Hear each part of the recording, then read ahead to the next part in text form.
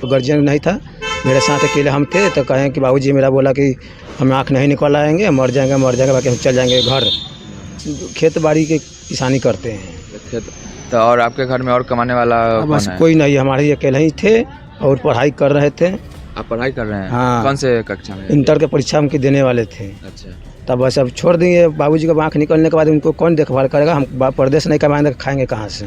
मतलब अब आपको लगता है कि मतलब आप कमाने के लिए परदेश जाना होगा? हाँ, क्योंकि हाँ। पिताजी अब कमाने योग्य नहीं है। नहीं है, उनको तो आँखें नहीं, तो उसको दिखाई नहीं देगा तो कहाँ से कमा पाएंगे अब?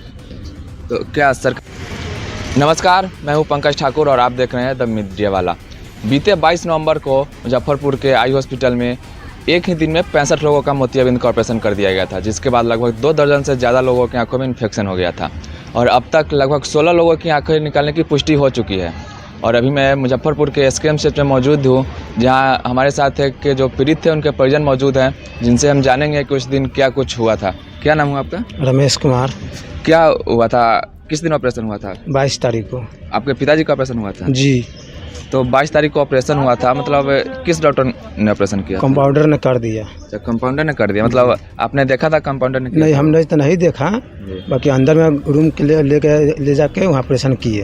अच्छा जी। तो 22 तारीख को ऑपरेशन हुआ था, उसके बाद आपको जिस वार्ड में रखा गया था, उस वार्ड की स्थिति कैसी थी? स्थिति उसका सही था, बाकी खाली गंदगी तंगा था बाथरूम में। अच्छा जी। तो और आई हॉस्पिटल से आपके पिताजी को डिस्चार्ज किस दिन किया गया था? वो 30 तारीख को किया।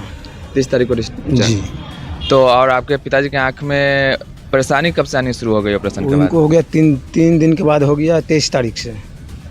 22 को ऑपरेशन? हाँ, 22 से 25 के मानी, 25 तारीख से। 25 तारीख से उनके आँख में। तो तब तक आप घर जा चुके थे? हाँ, घर जा चुके तो थे। फिर उसके बाद क्या हुआ? उसके बाद वहाँ से आए तो 30 तारीख को यहाँ बुलाए आई हॉस्पिटल वाला।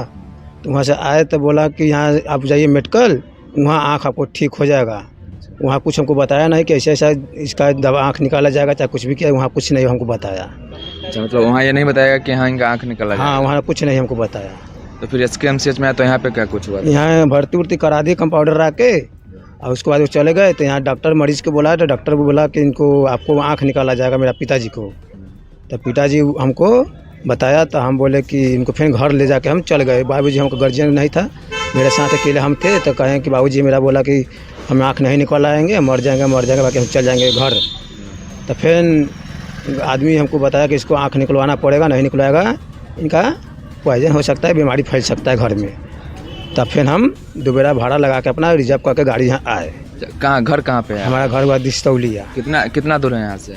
वहाँ से हमको 40-45 किलोमीटर है। अच्छा, तो यहाँ से फिर आप दोबारा आए अपने पिताजी का आँख निकलवाने? हाँ हाँ, यहाँ आए दोबारा आए। तो आप जब आए थे उस समय सिर्फ आपके पिताजी ही थे या और भी थे जिन लोगों की आँख में परेशानी थी?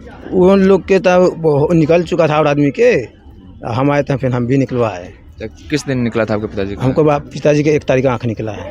अच्छा, तो आँख निकलने के बाद अब स्थिति कैसी है उनकी? उनको अभी दवाई सुविधा चल रहा है, बाकी स्थिति अभी वही है।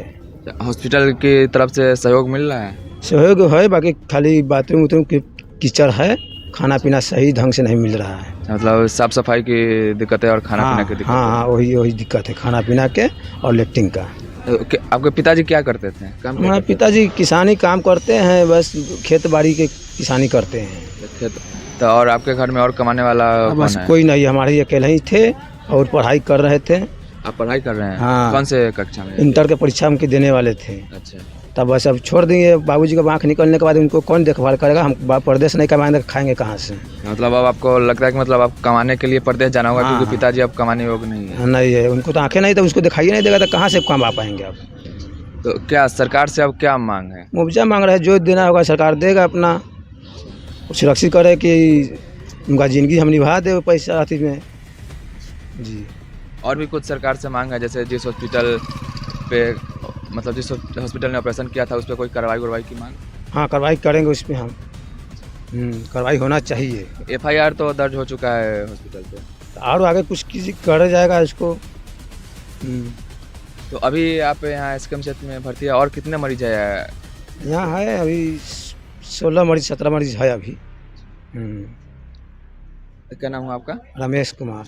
तो देखा आपने, हमारे साथ रमेश जी थे। इनके पिताजी का भी ऑपरेशन 22 नवंबर को ही हुआ था। मुजफ्फरपुर के आई हॉस्पिटल में मोतियाबिंद का ऑपरेशन करवाया था इनके पिताजी ने, जिसके बाद इनके पिताजी की आंख में परेशानी आनी शुरू हो गई थी। उसके बाद इनके पिताजी की भी आंख निकालनी पड़ी थी। इनका कहना है कि इनके पिताजी अब कमाने योग्य नहीं है, इसलिए ये पढ़ाई छोड़ के अब इनको विदेश जाना पड़ेगा कमाने के लिए।